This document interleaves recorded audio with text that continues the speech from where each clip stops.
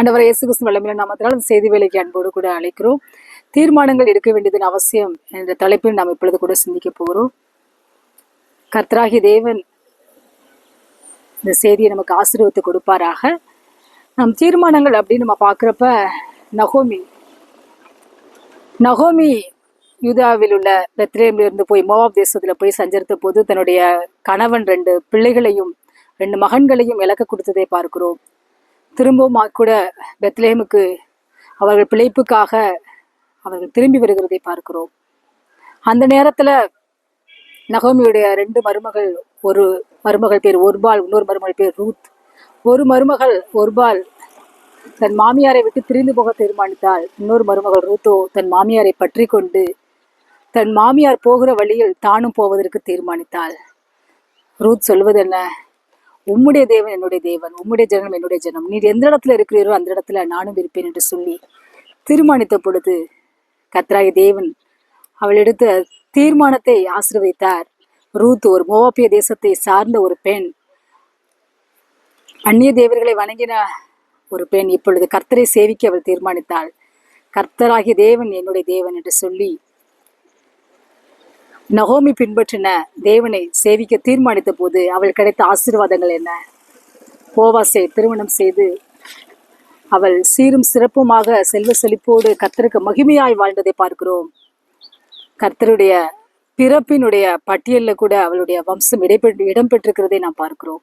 ஆமீன். கர்த்தருடைய பிள்ளைகளே, நாம் தீர்மானங்கள் எடுப்போம், நல்ல தீர்மானங்கள் எடுப்போம். என்ன தீர்மானம்? கர்த்தரை பின்பற்றுவதற்கான தீர்மானம், ஜெபிப்பதற்கான தீர்மானம். ஆண்டவரே, இந்த நேரத்தில் நான் காலையில் எழுந்திரிச்சு ஜெபம் பண்ணுவேன், அல்லது மதியம் ஒரு நேரத்தில் 2 to 3 ஜெபம் பண்ணுவேன், சாயந்தரம் ஜெபம் பண்ணுவேன், இரவு நேரத்தில் ஜெபம் பண்ணுவேன்னு சொல்லி நாம் தீர்மானங்களை, நம் ஆவிக்குரிய தீர்மானங்களை நாம் எடுக்கும் பொழுது கர்த்தராகிய தேவன் இந்த தீர்மானங்களை அவர் கனப்படுத்தி தீர்மானங்களை நிறைவேற்றுவதற்கு நாம் கிருபை கொடுக்கிற தேவனா இருக்கிறார்.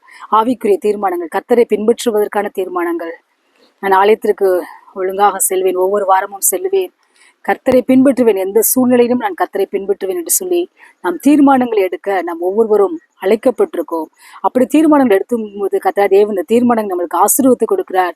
அந்த தீர்மானங்கள் மூலமா நம்மளை ஆசீர்வதிக்கிற தேவனா இருக்கு. நாம் உடலை பராமரிப்பதற்கான தீர்மானங்கள், சரியான நேரத்தில் சாப்பிடுவது, சரியான ஆகாரத்தை சாப்பிடுவது என்று சொல்லி நாம் உடலை பராமரிப்பதற்கான தீர்மானங்கள், நம்ம குடும்பத்தை பராமரிப்பதற்கான தீர்மானங்கள் நாம் எடுக்கும் பொழுது கர்த்தராகிய தேவன் இந்த தீர்மானங்களை ஆசீர்வதிக்கிற தேவனா இருக்கிற. வேலையில் உண்மையா இருத்தல், வேலையில கரெக்டான நேரத்துல வேலைக்கு போகுதல் என்று சொல்லி வேலைக்கான தீர்மானங்கள், நம்முடைய வளர்ச்சிக்கான தீர்மானங்கள், நம்முடைய ஆசீர்வாதக்கான தீர்மானங்களை நம் கர்த்தருடைய பாதத்தில் நாம் எடுக்கும் பொழுது கர்த்தராகிய தேவன் அதை ஆசீர்வதித்து கனப்படுத்துகிற தேவனா இருக்கிறார்.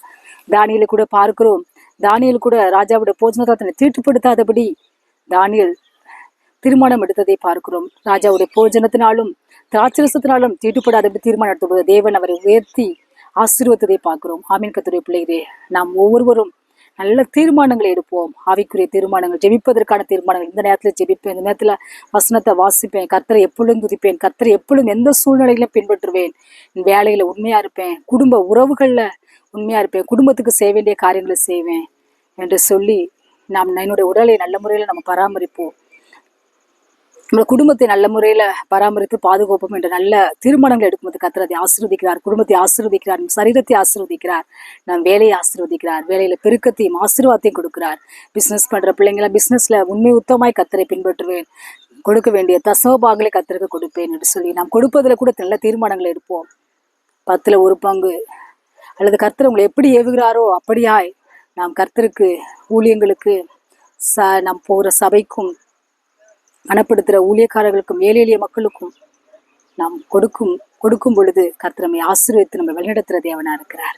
கொடுப்பதில் கூட நல்ல தீர்மானங்கள் எடுப்போம். கர்த்தர் தாமே உங்கள் ஒவ்வொருவரையும் ஆசீர்வதிப்பாராக. ஆமென்.